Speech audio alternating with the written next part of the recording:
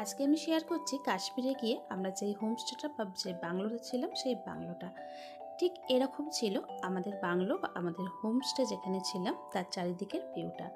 একদম ঘরের বেডে বসেই কিন্তু ঠিক চারিদিকে এরকম বরফে মোড়া পাহাড় আমরা দেখতে পাচ্ছিলাম এবং এই পরিবেশটা ছিল খুবই সুন্দর।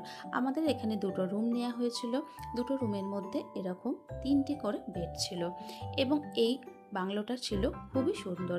এই বাংলোটা দোতলা ছিল, আমাদের পুরো ফার্স্ট ফ্লোরটা ছেড়ে দেওয়া হয়েছিল। ফার্স্ট ফ্লোরে দুটো বেডরুম ছিল, তার সাথে ছিল ঠিক এরকম সুন্দর একটা বাথরুম এবং বাথরুমের সাইজ যথেষ্ট বড় ছিল এবং পরিষ্কার পরিচ্ছন্ন ছিল। আমরা কাশ্মীরে নিজেদের মতো সময় কাটাতে চেয়েছিলাম, যার জন্যই আমরা এরকম একটু নিরিবিলিতে বাংলো নিয়েছিলাম। দেখো এদের ইন্টেরিয়ার ডিজাইনটা ঠিক কত সুন্দর করে করেছে, পুরোটাই কিন্তু কাঠের তৈরি। পুরোটাই কিন্তু এটা আমাদের দিয়েছিল, মানে আমরা যে 6 রাত 7 দিন এখানে কাটিয়েছিলাম, পুরো দুটো বেডরুম আর এই পুরো ডাইনিংটা, এই হল প্যাসেজটাই কিন্তু আমাদের দেওয়া ছিল। এর সাথে কিন্তু একটা কিচেনও ছিল। তো তোমাদের এই বাংলোটা কেমন লাগলো অবশ্যই কিন্তু আমাকে কমেন্ট করে জানিও। Thank you.